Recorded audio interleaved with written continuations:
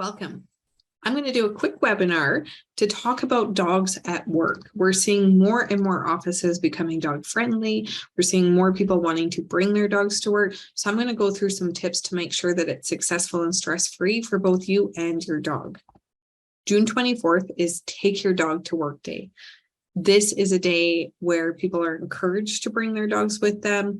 It's assuming that your employer is okay with it, but it's a day that really focuses on dogs joining us in the workplace. It's a wonderful day to celebrate and something that we'd love to see happen more throughout the year.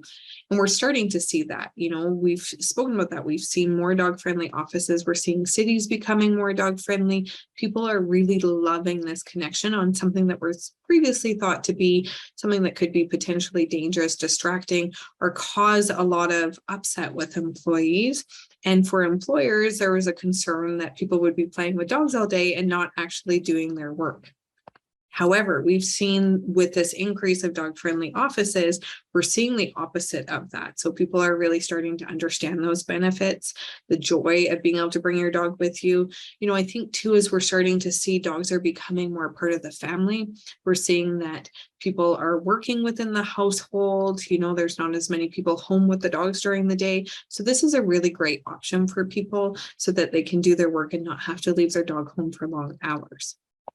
But let's talk about the benefits that come with this, because we often focus on the what ifs, and I'm going to share some of the what ifs and what could happen with some challenges with bringing dogs into the workplace. However, there's so many benefits, and these have actually been researched and studied. So this isn't just, a bias of people that love bringing their dogs into work with them.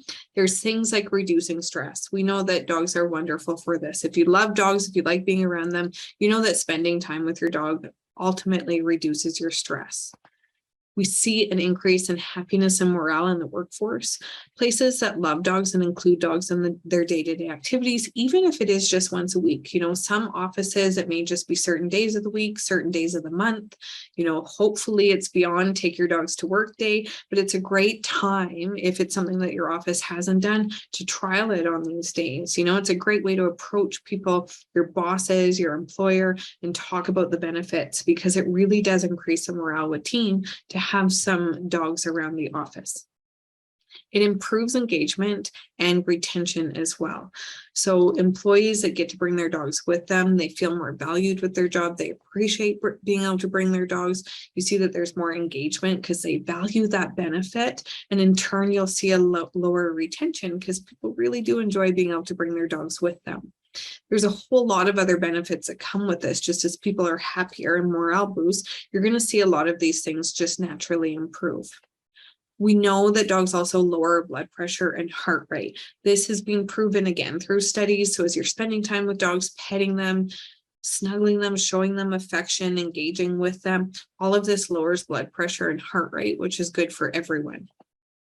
It increases productivity and communication. So people in at work, they're driven, they're feeling more valued by their work. They're feeling more of a connection in the workplace. It's a great way to build that team as well. So as people get to know each other's dogs, it creates that community and that real team as well. So a great benefit of that is that we're going to see increased communication amongst that team because of the influence of the dogs at work.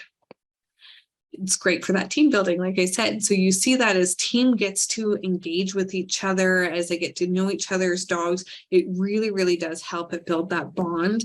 Anyone who loves dogs and is a dog lover knows that you do connect with other dog lovers. You talk about the dogs, everything dog. You don't mind that. You love doing activities where you can include your dogs, and work is great for that as well. It definitely encourages a healthy lifestyle. So you'll see as people are at their desks, we've got to get our dogs out for bathroom breaks. We've got to give them a break from the office. They get us outdoors more. They get us active. They get us socializing more. They're really, really great at helping to encourage that healthy lifestyle and get it so that employees aren't just stuck at their desks all day. It's a great excuse to get up and go out for a walk and get outside for a bit. So there are some challenges with office dogs.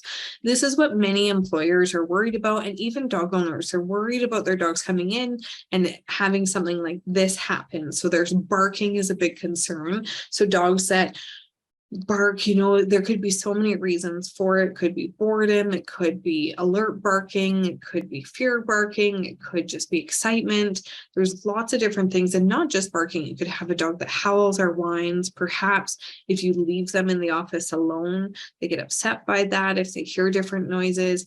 You can see this happen sometimes with multi-dog offices as well. So the dogs get vocal with each other with play, or if they see each other but they can't interact, all these different things that can be a disruption in the workplace. Overexcitement as well. So it's normal. Young dogs coming in, dogs that aren't used to this, that they can be full of excitement, dogs that haven't had a lot of training as well. And so there can be some challenges when they're coming into an environment and expected to be quiet and lie down all day. We're really tough on them, and it can be a challenge for everyone as the dogs are learning. I am going to talk about ways to help that though. And accidents, of course, like this dog here, got an accident on the ground. This is everyone's concern. So house training doesn't automatically apply when you go into new places. So I'll cover some of that on how you can help as well, but it is normal to have accidents. So you want to have a plan for that. You have proper cleaner, and there's some things we can do to ensure or really minimize the risk of accidents happening. It's also, there's a big concern of dogs just being distracting. So we have this idea that if dogs are in the office, we're going to have all of our focus on them and we're not going to work at all. We know that people don't work 100% of the time. So doing something that's mood boosting, stress reducing, gets them out, gets them active, gets them taking brain breaks, gets them outside. All of this benefits their work as well. And then behavior concerns in general. So there's so many different things we could see. We could see conflict between the dogs. We could see a dog that's fearful of certain people, perhaps a dog that's destructive, the dogs that are noisy, dogs that are jumping on people, dogs that are stealing food, lots of different things we could see in an office environment with behavior concerns, but there's lots that we can do to prevent and help the dogs as well.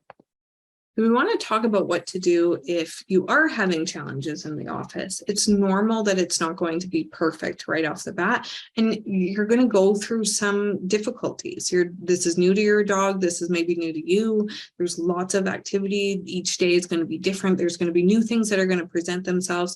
So you can't expect that your dog's going to be perfect. And it's really important. The success in our dogs really matter how we address those challenges. It's also important to recognize that going to the office isn't the right choice for all dogs. Some dogs aren't going to enjoy it. If you have a dog that's a little unsure of people or fearful, it's not the best place for them. There may be times in short periods you can bring them, but it's not the ideal spot for them. So make the right choice for your dog. Yes, we would love to have them, but really make sure it's something that your dog would love to do. If it's stressful or hard or difficult, if you're going to be frustrated, if it's too much for them, they'd rather be at home, let them be at home. That's a much better choice for them. But if you are bringing your dog, some of the things that we may run into, we could have a dog that's just really, really excitable. Right. So you want to introduce the facility or the new location, your workplace, during quiet times. And so take them on a quiet day. If you can get access even on weekends and stuff, just so they can explore the space, it's really nice that they have the opportunity to come in, explore, get the smells, get familiar with the area before you bring them into a really busy work environment. If you've got a small team, this is a bit easier, but if you work at a larger place, this can be tough. Has your dog been on an elevator before? Do they have to do that? An escalator, stairwells, different types of noises, different surfaces, different lighting, different sounds they might hear, smells, activities. There could be some machinery that could be kind of scary to them. All these things that we don't even really pay attention to could be really scary to your dogs. And so you're best to do an introduction, a quiet time. You're not planning on being there long. Maybe do it a few times. Make sure that they're comfortable. What's normal to see is they're really excited at first, but as they get used to it, they'll start to decrease in that excitement as they become more comfortable. So if they're super excitable, you might choose to do a few intros before bringing them in on a work day. Or try it where you're going in at a quieter day. Let's say it's before a long weekend, a Friday before a long weekend, and not as many people are there, or even doing shorter periods. So coming on a quieter day, but maybe only bringing them in for an hour or two, half a day. This is really great and something to work with your employer on. This sets the dogs up for success. It sets everyone up for success, and it's a much better intro. We always talk about being proactive versus reactive. We see people throw their dogs into situations that are far too much for them. They're not comfortable in going in, or it's really new. It doesn't mean that it's bad stress. It's just a lot of activity and very new. Things don't go well. They get frustrated with their dogs. It's not a great experience, and they assume that the dog can't do it. So, and it may be the case, or perhaps you just set it up wrong and it's really difficult. So you're trying to backtrack from all of that and help your dog feel comfortable and settled. So you're better to be proactive, start small, start short, really build it up with positives and make sure that they're comfortable with the space. As you do this more, you don't need to do it as often with new places, but a good thing to do in the beginning. Set up their space as well. So this means thinking about this. If you're going to start bringing dogs into an office, where are they going to go? How would you like them to be? It might be that you've got beds there, or you bring a bed with you. If you're in an office, well, you put a baby gate there to keep them in the office with you. If there's dogs that can see each other, will you have some way to cover visual so they're not getting excited with each other when they can't interact? All these different things to consider. What about water? What about bathroom time? Where are they going to go to the bathroom? Where do you keep their equipment? What if the dogs are coming in wet from bad weather? Think about all these things and setting up a space and making sure that you've got a dog-friendly office that it can accommodate dogs too. It doesn't have to be perfect. At the very least, a bed is great. So I always bring my dog's bed with me. We've worked on that. She knows to settle there. So I bring her bed with me everywhere. And this is her way. She knows that she just stays nice and quiet there. And it's her space as well. You want to keep them busy too. So like I said, we throw them into this busy thing. We're working, we've got lots of things to do, and we expect them just to be settled all day. If you have a dog that struggles with settling at home, don't expect them to do that in a new office, right? We have to keep them busy. And so you can do things like having interactive toys, chews. You want to make sure you don't have toys with a lot of noise being in a group office, but different things to keep them busy throughout the day. I usually suggest too, maybe don't feed them their meal in the morning, bring it with you and portion it out throughout the day. You can give it in feeding toys and different things like that. And it's a great way to keep them busy and they're not getting a whole bunch of extra as well. Make sure you give them regular breaks too. So this includes getting to go outside for potty breaks. It should also include some sniff breaks. So when you take them out, don't walk them, don't expect them to be at your side with full attention. Let them lead the way through their nose. Let them just sniff and take stuff in.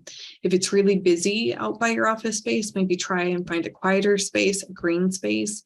Let them go and just sniff, and it's really stress reducing for them, and it's wonderful. So make sure you're giving them the opportunity to do that. Not even just outside, let them do it in the building. Make sure you're giving them that time to sniff and take in their surroundings. Sleep is also really important to them as well. So going into the office and engaging with people and other dogs and new experiences all day is a lot.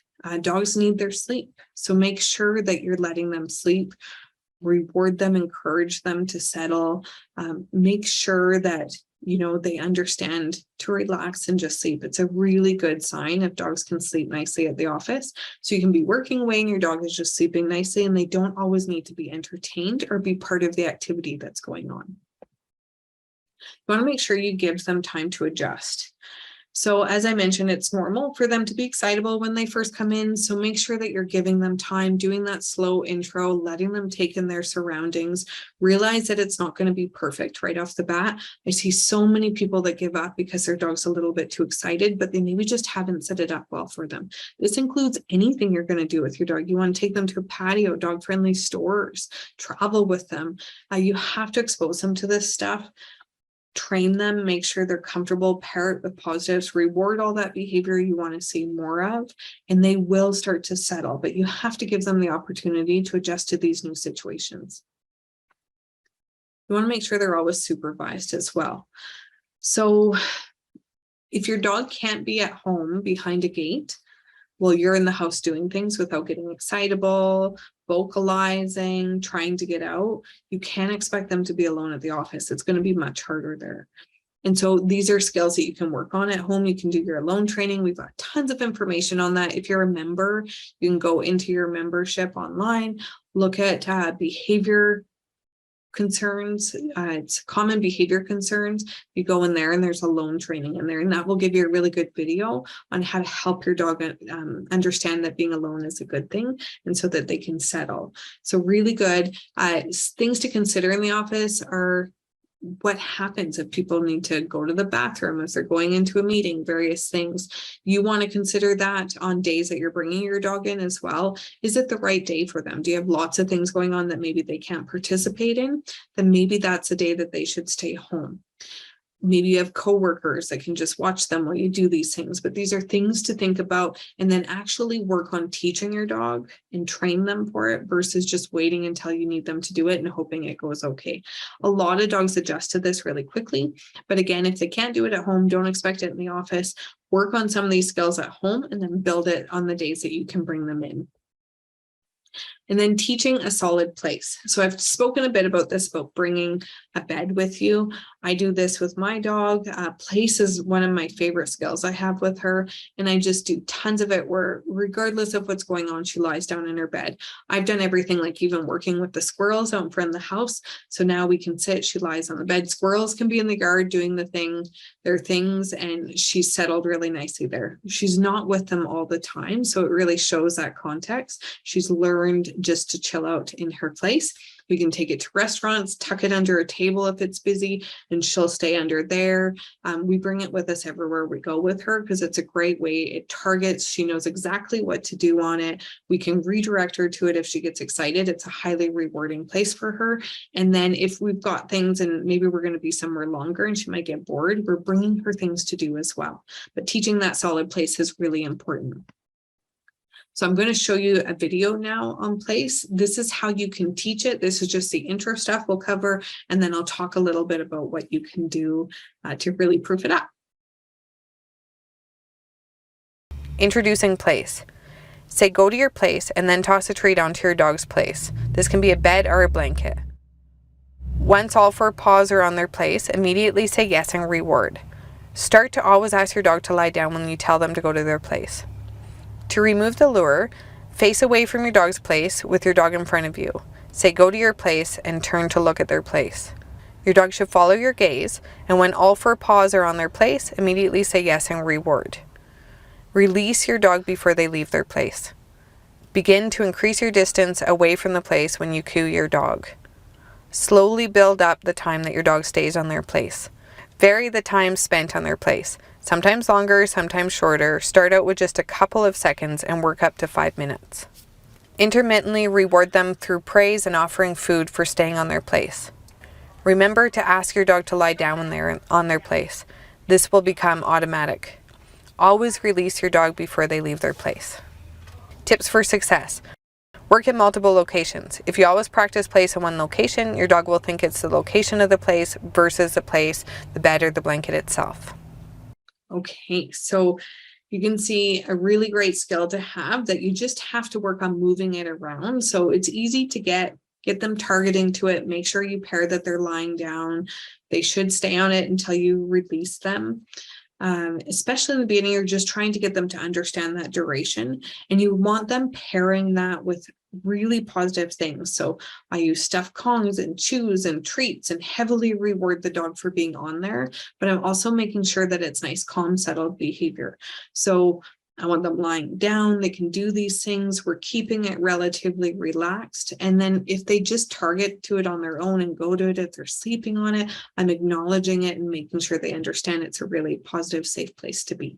It's a really great tool to take with you and something I would definitely be utilizing in an office environment with a dog.